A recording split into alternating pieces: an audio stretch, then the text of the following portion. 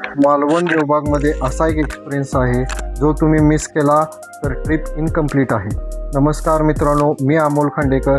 आज आपण एक्सप्लोर करणार आहोत देवबाग बीच, बोट राईड, हिडन स्पॉट, सगळं एका व्लॉगमध्ये, म्हणून शेवटपर्यंत नक्की बघा. आपण मालवणकडे निघालोय. कोकणचा रस्ता म्हणजे प्युअर वाईब आहे. सिटी लाईफपासून दूर येताना जो फील येतो तो खूपच रिफ्रेशिंग असतो. फ्रेंडसोबत असलो की मजा डबल होतो. आणि फायनली आपण देवबागला पोचलोय. हा आपला स्टे आहे ओवी रिसॉर्टला. अत्यंत सुंदर रिसॉर्ट आहे, खूप क्लीन आणि कम्फर्टेबल. बाहेरचा सी व्ह्यू तर एकदम अमेझिंग. इथे आलात तर सी फेसिंग स्टे नक्की ट्राय करा. देवबाग बीच इतकं क्लीन आणि शांत बीच आहे ना, खूप कमी ठिकाणी असं पाहायला मिळतं. इथली हवा, लाटा सगळं एकदम मनाला रिलॅक्स करतं. आता व्लॉगचा मेन हायलाईट, देवबाग बोट राईड. लाईफ जॅकेट घालून आपण रेडी आहोत. बोट स्पीडमध्ये गेल्यावर जो थ्रिल येतो तो नेक्स्ट लेवल आहे.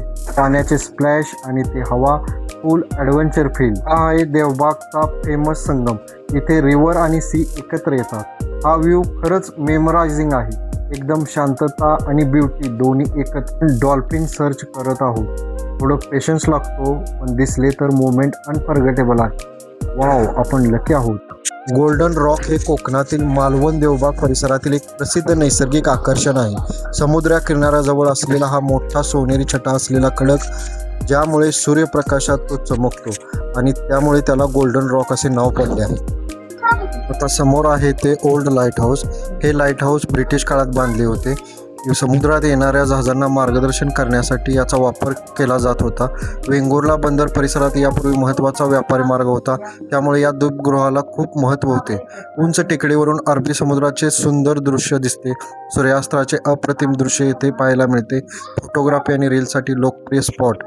येथे उभे राहिल्यावर समुद्राची थंड झुळूक, लाटांचा आवाज आणि विस्तीर्ण क्षितिज यामुळे खूप सुंदर आणि शांत अनुभव मिळतो. जुन्या लाईट हाऊसजवळ सी व्हॅली पाहायला मिळते. इथून अरबी समुद्र आणि आजूबाजूचे डोंगर एका फ्रेममध्ये दिसतात. इथे उभे राहिल्यावर समुद्राच्या लाटा, डोंगराची उंची, शांत वारा यामुळे एकदम पीसफुल वाटतच. पुढच्या खडकावर एक नवीन लाईट हाऊस देखील उभारण्यात आले आहे, जो अत्याधुनिक तंत्रज्ञानाने सुसज्ज आहे. आम्हाला तिथे अशी माहिती मिळाली की आत्ताही तिथे काही लोक वास्तव्यास असतात. समुद्रात येणाऱ्या जहाजांना अचूक मार्गदर्शन. उंच टावरमुळे दूरवर प्रकाश पोचतो. आजूबाजूचा समुद्र आणि निसर्गाचा सुंदर दृश्य अनुभव. जेजेमुळे तयार असलेली नैसर्गिक शिल्पकला. स्थानिक लोकांनी दिलेलं म्हातारीचे चूळ हे नाव अतिशय लोकप्रिय झालं. सतत आदळणाऱ्या लाटा आणि खडकांचा सुंदर नजारा सूर्यास्ताच्या वेळी खूपच आकर्षण दृश्य.